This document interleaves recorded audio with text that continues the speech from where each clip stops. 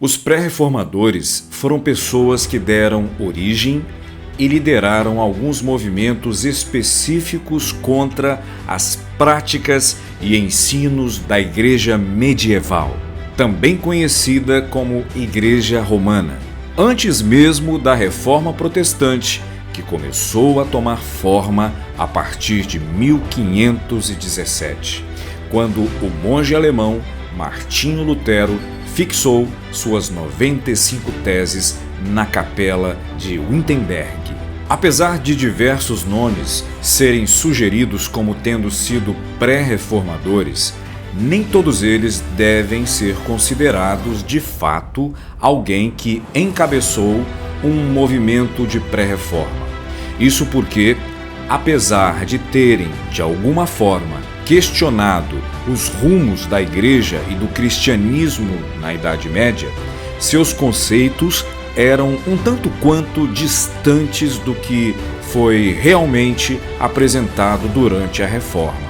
Um exemplo disto é o caso do frade dominicano Jerônimo Savonarola, de Florença, na Itália. Muitas vezes ele é indicado como tendo sido um pré-reformador, mas quando suas obras e atuações são analisadas à luz do que realmente aconteceu após 1517, percebe-se que ele só pode ser considerado um pré-reformador se for simplesmente no aspecto moral e sociopolítico. Na verdade, ele se levantou contra a imoralidade tanto na sociedade como na igreja. Mas no campo teológico e doutrinário, Jerônimo Savonarola não pode ser considerado um pré-reformador que tenha tido conceitos semelhantes aos adotados pelos reformadores, visto que sua grande ênfase era em uma reforma moral apenas, e não doutrinária, não teológica. Contudo, mesmo que seu foco não tenha sido teológico, Savonarola foi condenado como herege e acabou enforcado e queimado em praça pública. Semelhantemente ao caso de Savonarola, vários outros movimentos anteriores podem ser pontuados, como, por exemplo, o movimento dissidente liderado por Pedro Valdez, de Leão, que foi conhecido como os valdenses, cujos seguidores, mais tarde, de fato, aí sim, abraçaram a Reforma Protestante. Também tiveram outros movimentos que simplesmente focaram na vida devocional, sem romper com a Igreja Romana ou criticar seus dogmas. Dentro desses movimentos surgiram nomes conhecidos como Johann Tauler, Meister Eckhart e Nicolau de Cusa. Também um pouco antes da Reforma surgiram os chamados humanistas bíblicos, que eram pessoas que demonstraram grande interesse nos estudos das Escrituras nos idiomas originais, produzindo obras que foram muito importantes na erudição bíblica no período da Reforma. O nome mais proeminente desse grupo é o de Erasmo de Roterdã, que publicou uma versão grega do Novo Testamento com críticas à tradução latina da Vulgata. Agora sim, vamos falar dos pré-reformadores. Vejam, dois nomes são reconhecidos como tendo sido verdadeiros pré-reformadores, que exerceram grande influência nos reformadores do século XVI. Foram eles John Wycliffe e John Hus. John Wycliffe era um sacerdote na Inglaterra, um renomado professor na Universidade de Oxford.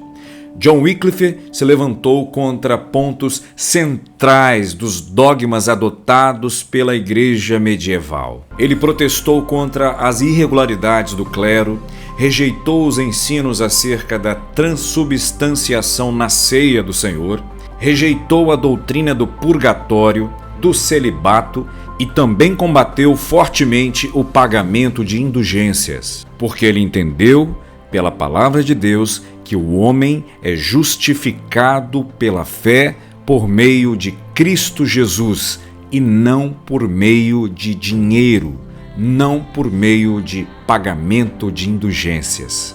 John Wycliffe também pregou contra as superstições e sincretismo religioso que inundavam a igreja romana da época, como a fé em relíquias sagradas, peregrinações com propósitos místicos e veneração a santos. John Wycliffe, em oração, entendeu que deveria traduzir a Bíblia, que estava em latim, para o inglês.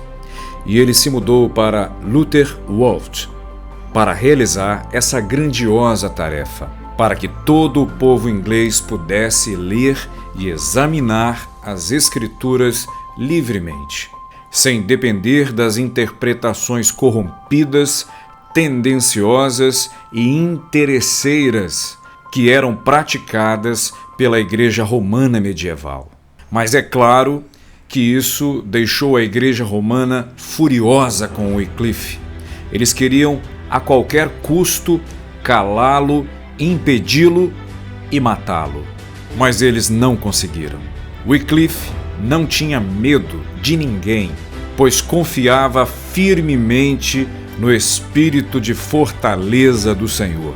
John Wycliffe, ele pensava: como poderemos manter a igreja fiel sem a palavra de Deus como pão para as almas famintas?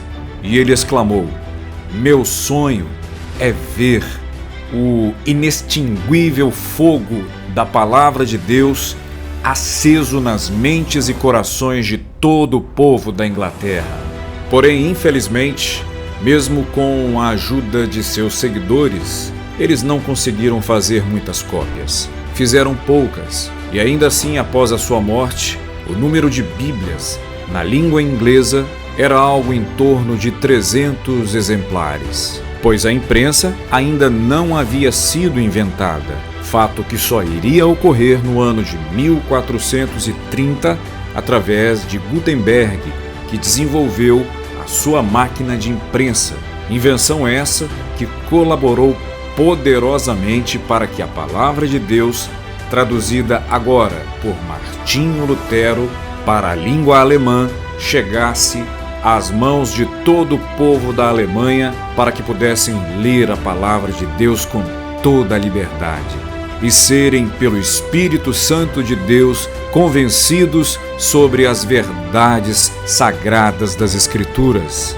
E depois de ser traduzida para a língua alemã, ela foi, aos poucos, sendo traduzida para outros povos, para outras línguas, para que a palavra de Deus se multiplicasse no planeta. Esse fato não só influenciou a humanidade sob o aspecto religioso, teológico, mas influenciou a humanidade em diversas áreas, como educação, cultura, artes, ciência, economia, política e etc.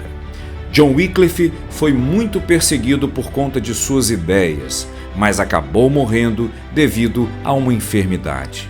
Alguns anos depois de sua morte, John Wycliffe foi condenado como herege pela Igreja Romana no Concílio de Constança.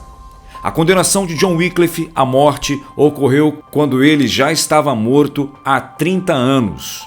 No entanto, mais de 10 anos após a condenação, ou seja, aproximadamente 44 anos que já estava morto, o seu corpo, os seus restos mortais foram retirados do túmulo e foram queimados e suas cinzas jogadas no rio Swift, localizado no centro da Inglaterra.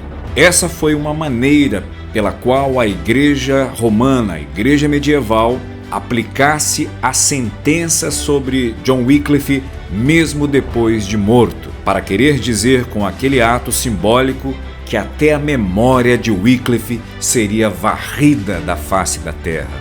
Como eles estavam enganados! Os seguidores de John Wycliffe ficaram conhecidos como os Lollardos e valorizavam muito um dos conceitos que seria fortemente difundido na Reforma Protestante, que é, abre aspas, a Bíblia como regra de fé e prática. Fecha aspas. O outro grande pré-reformador foi John Hus. Ele era um sacerdote na Boêmia, hoje conhecida como República Tcheca. Ele era também um renomado professor na Universidade de Praga e foi muito influenciado pelas obras literárias de John Wycliffe. John Hus defendia que o cabeça da igreja é Cristo e não o Papa. Ele pregava que a igreja deveria ser mais semelhante a Cristo. Além disso, John Hus entendia que as Escrituras possuem autoridade suprema acima de tudo e de todos. Nem o Papa, nem os seus editos, nem os concílios tinham mais autoridade que as Escrituras. No dia 6 de junho de 1415, John Hus acabou sendo condenado como herege pelo concílio da Igreja Romana e sentenciado à fogueira, onde morreu cantando salmos. O condenado cantava em voz alta o hino Cristo, Filho do Deus vivo, tem misericórdia de mim. E segundo a tradição, antes de ser queimado, John Hus disse ao carrasco: hoje vocês estão assando um ganso, mas em 100 anos vocês ouvirão um cisne cantar, e vocês não serão capazes de assá-lo. Todas as cinzas de John Hus, seus ossos, seus livros, suas obras e os restos da fogueira foram lançados no rio Reno.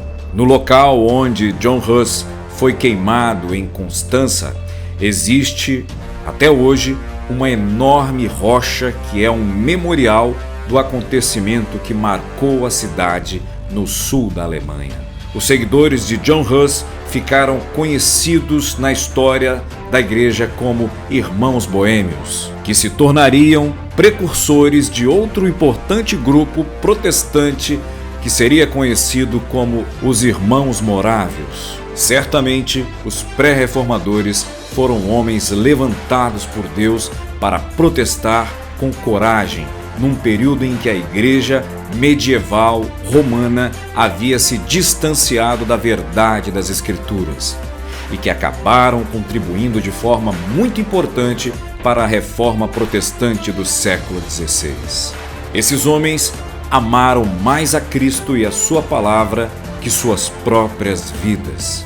Se hoje nós temos a palavra de Deus em nossas mãos, é graças à soberania de Deus que usou seus filhos para que hoje entendêssemos que a Bíblia é a palavra de Deus, que ela é divinamente inspirada pelo Espírito Santo.